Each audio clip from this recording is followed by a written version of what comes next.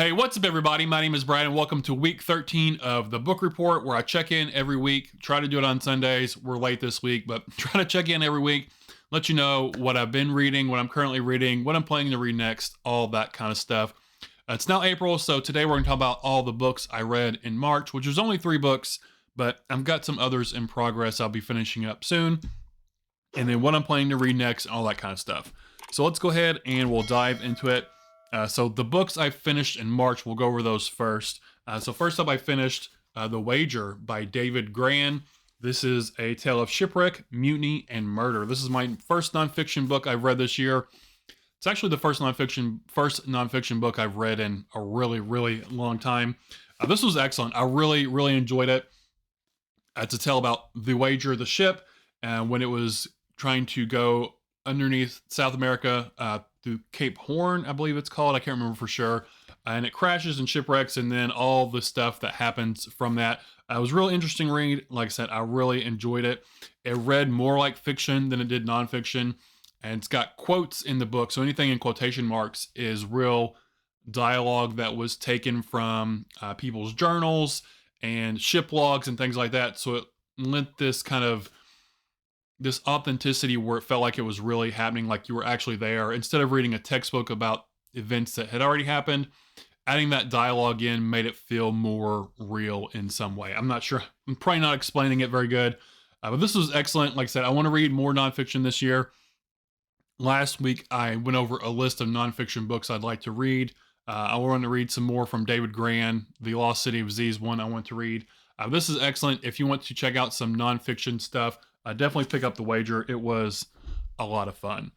Next up, I picked up and read Salvage the Bones by Jesmyn Ward. This is the second book I've read from her. Like at the beginning of this channel back in 2019, I want to say, I read her book Sing Unburied Sing. I like that one more than this one, even though that's been a long time ago since I read this one, or since I read that one.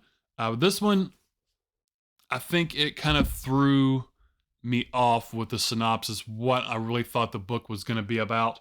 I talked about this last time, but on the back it says, they heard it on the radio, a hurricane is coming, threatening the town of Bois Sauvage, Mississippi.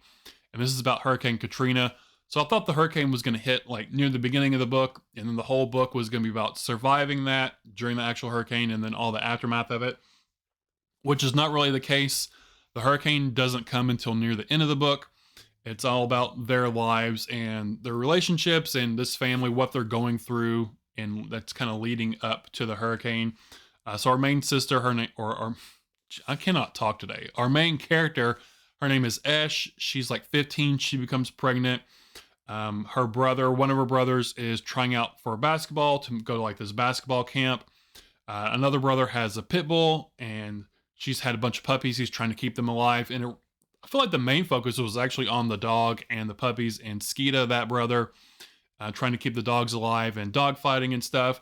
It was good. I did enjoy her writing, but that expectation of what I thought it was going to be about versus what it was about kind of threw me off. So I didn't love this book. I think I gave it like 3.5 stars. It was good writing. Just the story wasn't what I was expecting it to be, but she is a good author, Jesmyn Ward. I will definitely read more from her. And then the final book I finished in March was one I finished this week, and that was The Lost World by Michael Crichton, book 2, the sequel to Jurassic Park. I read Jurassic Park earlier in the year. I really enjoyed that book. It was entertaining. I didn't like it as much as the movie, but still entertaining. This one, I did like it, not as much as Jurassic Park for sure. There were things in here, certain things in here I really enjoyed, and then other things were kind of boring. It felt like he info dumped a lot in this book compared to the first book. I feel like he was just kind of trying to fill a word count. But my favorite aspect of this book is like the industrial espionage and like the government cover-up stuff, where Biosin is trying to infiltrate InGen and steal their intellectual property. InGen's covering up what they're really doing with how they're creating these dinosaurs. The government of Costa Rica's the dinosaurs that have escaped. They're destroying those bodies and trying to keep people from really knowing what's going on because they don't want it to affect their tourism. All that stuff was awesome. And overall, the book was pretty good. And this was way, way different. Like Jurassic Park was different than the movie. This was vastly different than the Lost World movie, especially the later half of it is completely different. Nothing is the same as what happens in the movie. I felt like the climax in this one wasn't, the climax was not anywhere near as good as it is in the movie, kind of what it leads up to. But I am glad I read it. I did dig it. I do enjoy Michael Crichton. This is part of my year of Michael Crichton. I want to read as many of his books that I have as I possibly can. So I've read Jurassic Park and The Lost World this year. I'll be continuing on with more Crichton. This one was pretty good, but again, I liked the movie more so than I did the book. So that's what I finished last week, and also everything I read in March. So what am I currently reading? So I'm still working on the audiobook for the Fellowship of the Ring. I've got like 3.5, 4 hours left in that, narrated by Andy Serkis. I'm loving it. I'm going to continue on with that trilogy. Andy Serkis's narration once I'm done with that. Where are we at in the story? Let me try to think. They just had the Bridge of Khazad-dûm where Gandalf fell, and they have escaped Moria. So that's around where I am. They're in the woods of Loch Lorien, is that how it's pronounced? And they're hanging out with the elves there right now. That's where I'm at. So I've got like 3.5, 4 hours left of that. Should be finishing that up here in the next couple days, hopefully. And then I think for audiobook, I think I'm going to go straight into The Two Towers, I think, because I don't have anything else on audio that I want to listen to right now. So I'm going to go directly into The Two Towers next. And then next up, I am reading The Loop by Jeremy Robert Johnson. This is on my book cart back here of the 25 books I want to read in 2025. This is from that list. And this is really, really interesting, pretty good so far. I'm not super far into it. I'm like 75 pages in. It's kind of got a Stranger Things-ish kind of vibe. I think that's actually one of the blurbs on the back. Wickedly entertaining, pretty much Stranger Things meets Rogue One. If it's talking about Star Wars Rogue One, I'm not getting that vibe. I'm definitely getting some Stranger Things vibes so far. It's about these high school kids, and there's this traumatic event that happens at their school. It's not a school shooting, but one of the kids attacks a teacher. And when he does so, he's acting kind of weird before that. He's kind of having maybe seizures before that. He's saying some kind of strange things, and our main character, Lucy, she thinks she saw like his skin, like something moving under his skin before he attacked the teacher. So there's that. Something weird going on with this kid. Another kid is missing. Another kid died in like a murder-suicide from his mom, but it's kind of weird circumstances. And the book starts out with this kind of post from like what's the word I'm looking for?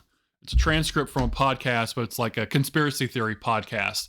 And it's talking about how the town that we're in, it's kind of weird that like all these tech companies have moved here.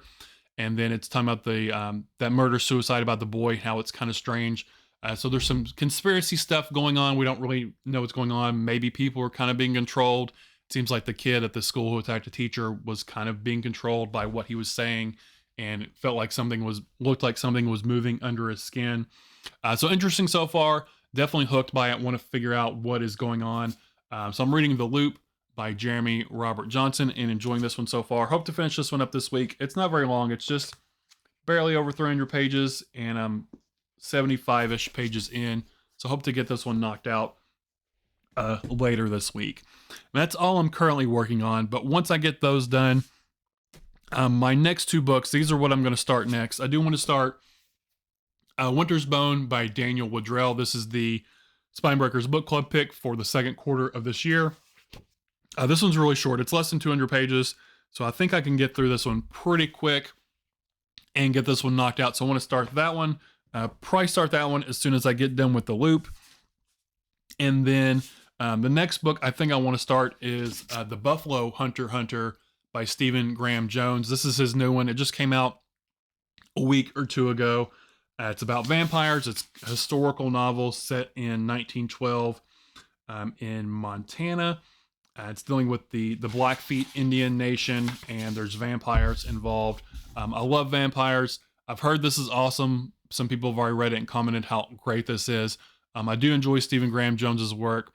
His book, The Only Good Indians, is in my top 10 horror novels of all time. So I'm really looking forward to this one. Definitely want to check this one out sooner rather than later. And then other than that, I think that's all I've got. Short and sweet and to the point this week. But I appreciate y'all hanging out with me. Let me know down in the comments what you all have been reading, what you read in March, what you're reading right now. And if you've read anything I've talked about, let me know what you thought about that as well. But again, appreciate you hanging out with me, spending your time with me. Again, my name is Brad, and I'll talk to y'all later. Bye.